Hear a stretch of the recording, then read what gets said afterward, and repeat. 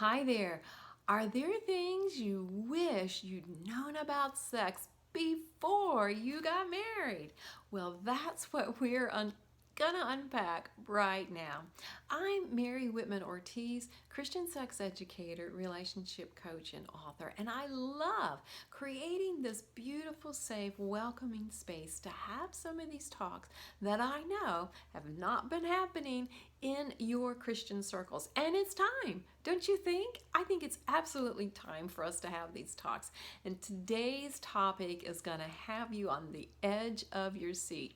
But please come back to my channel. Please subscribe. Every week I've got new videos, and I just want to partner with you to strengthen your marriage. And if you're planning to get married, this is great information for you as well.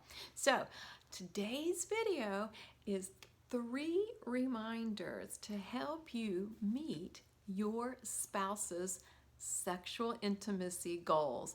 What a mouthful, but we need these reminders. We need these prompts because we're thinking about ourselves, that's human nature. And so this is going to give us that framework to be there for our spouse.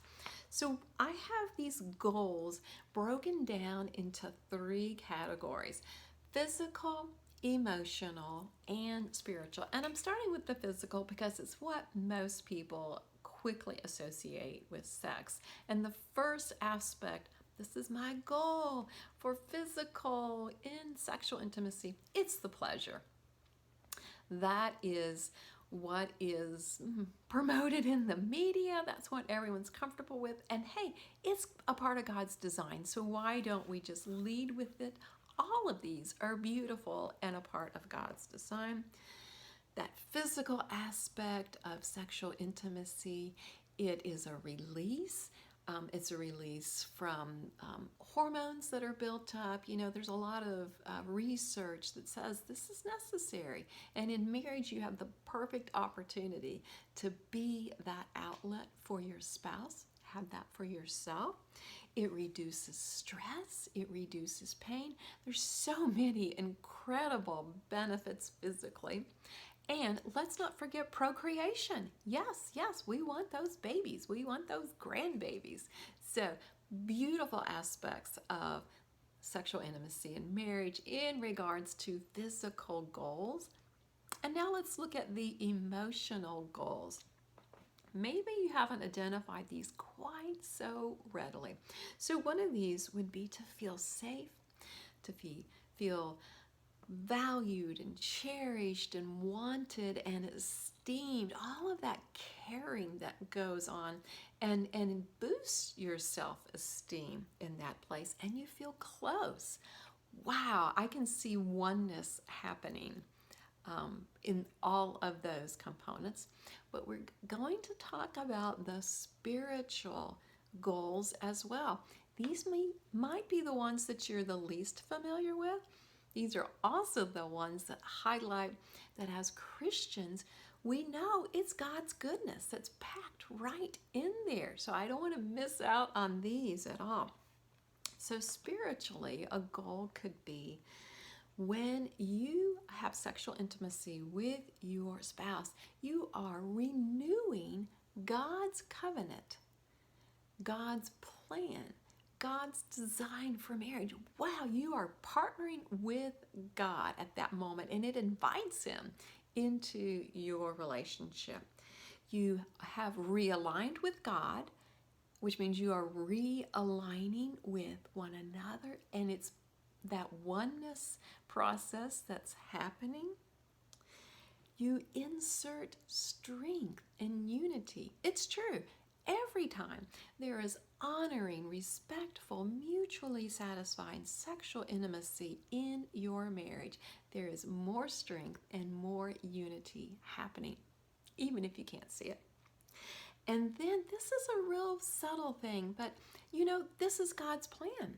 And when you choose God's plan, you are loving God, you're obeying God. So participating in sexual intimacy in marriage with this incredible outlook is a way to love God and be obedient, and welcome all of His goodness into your life. But as with anything, there are some obstacles. So, right from the get go, you are different people. And so, as a husband, as a wife, your goals are going to be different from your spouse. You can almost count on that. And not only are they going to be different from your spouse, but your goals change throughout life according to what you're experiencing, according to what you want to try. I mean, it's just an ongoing process, it's alive. Another obstacle is there's no one universal way, uniform way to and experience sexual intimacy. So it's not like you can check off boxes, you know? So you have to really practice, which could be a wonderful encouragement. But it takes a sense of grace and patience and understanding, because it's, even if you did the exact same physical things, it would not produce the exact physical, emotional, or spiritual results. No, there was no cookie cutters here, right? So that could be an obstacle, but we're going to look at it as something that's interesting. And then the third obstacle is when these differences come, can you love your spouse anyhow? Can you find some kind of way to compromise and pull together and work through these things? And I'll be really specific right here, because as a relationship coach, I often hear about different sexual desires and how couples are working through that. It might present itself as different requests for the frequency of sexual intimacy, the variety in sexual intimacy, and the intensity of sexual intimacy. So many components here.